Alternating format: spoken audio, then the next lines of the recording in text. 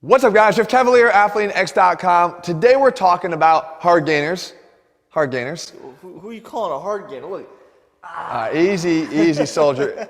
Hard gainers.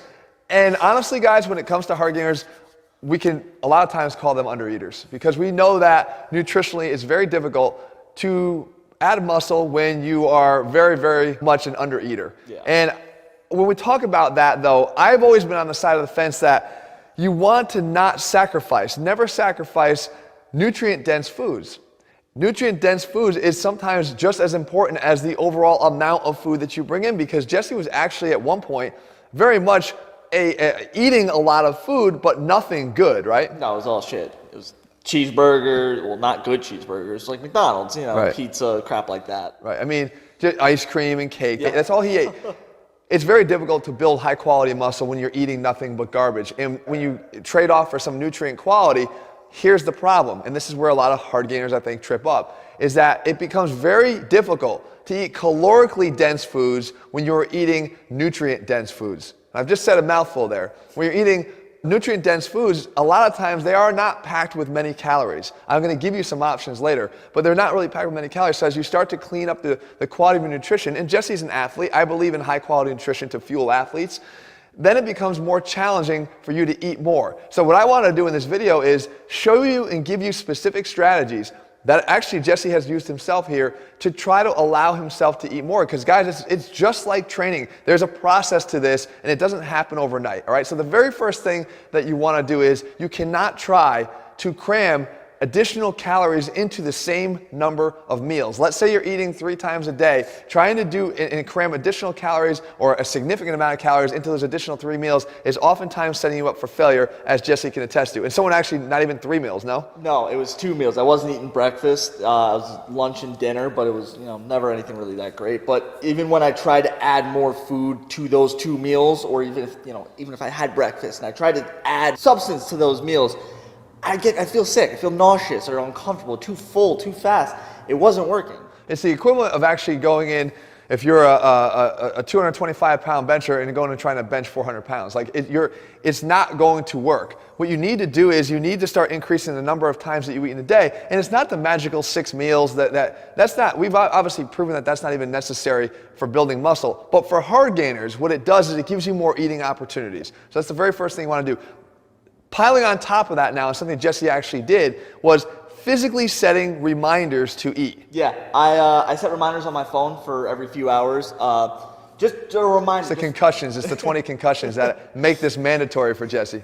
It's part of it, but sometimes we get so caught up in work, we get caught up, as students, we get caught up in school, everything like that. Honestly, sometimes we just forget to eat. And when you're not hungry all the time, it's easy to skip those meals. So I have an alarm on my phone that says, every couple hours, eat your breakfast, eat your snack, eat your lunch, eat your dinner. And guys, it's going to feel like adding weight to the bar. If you know that you have to add weight to the bar in this workout to be progressive from the last time you trained, you need to bump up your calories progressively as well. So it becomes a mandatory part of the process. The next thing is chronicling the food that you eat. And I'm talking about doing this, guys. I am not a guy who talks about and advocates writing down everything you eat. That becomes monotonous and it actually becomes defeating over the long term. But when you're a hard gainer, the one thing forget hard gainer, guys trying to lose weight and guys trying to gain weight, the number one thing, I ask for one thing, and I've told you this story before, I ask for one thing: write down 2 or 3 days of what you eat, every single thing that you put in your mouth. And to this day, I still think I'm only at about 5 that I've ever received back from somebody. You know why? Because when you ask somebody to actually chronicle what they eat and put in everything they put into their mouth over the course of a couple days, it becomes eye-opening for them themselves. What happened to you? I was embarrassed, honestly. I saw how little I was eating. He thought he was eating a ton. And a lot of times what people do is they tend to not eat anywhere near what they think. And the people that are struggling with weight loss go and they start writing down what they eat, and they forget all the little things that they kind of forgot that they actually ate, and it becomes very apparent that they're eating too much. The next thing that you'd want to do is you want to actually appreciate the value of liquid calories, right? Because liquid calories are a lot easier to consume than are sometimes going and chewing and chewing and chewing more and more and more solid food. 100% facts. Right, so give me a couple examples of what you did. I started off with smoothies.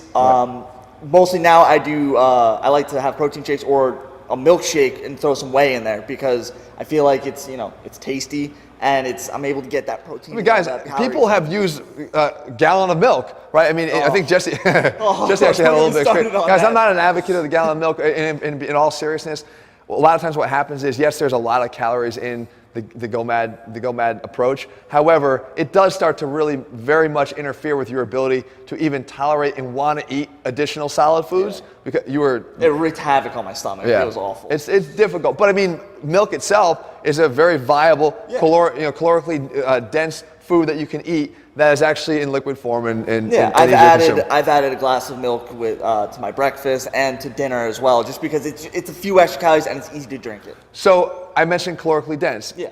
The last thing that you have to do is you want to start making the calorie dense, nutrient dense foods staples in your diet. Now, what do we mean by that? Well, there are some that actually meet both criteria. I mentioned in the beginning how challenging it is, but some of the things that meet that criteria, you're talking about natural peanut butter. Yes, I love peanut butter. Avocados. Yep.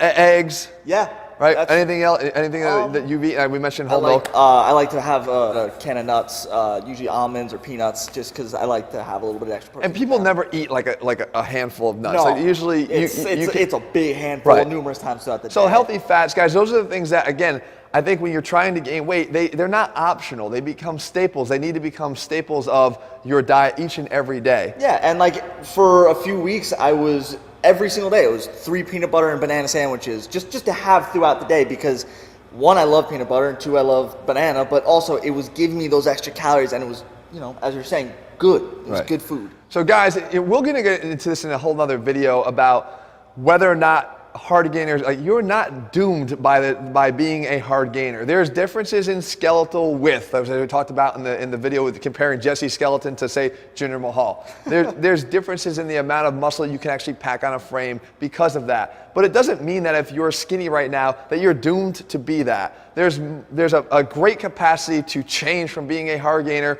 to being someone who's much more happy with how they look. But a lot of times it starts and ends with your nutrition and making sure that you're eating more of what you do. Hopefully these strategies are going to give you guys a way to do that. If you're looking for step-by-step plans and nutrition plans that map this all out for you guys, head to ATHLEAN-X.com right now and get one of our ATHLEAN-X training programs. We actually have our meal plans built in with options to help you to not only consume more food, but smarter food choices to do that. In the meantime, if you found the video helpful, leave your comments and thumbs up below. If you're happy Jesse's back, leave your comments and thumbs up below. Just not too many. Come on. All right, guys, we'll be back here again in just a couple days with another video. Make sure you subscribe and turn on those notifications so you never miss a video when we put one out. All right, guys, see you soon.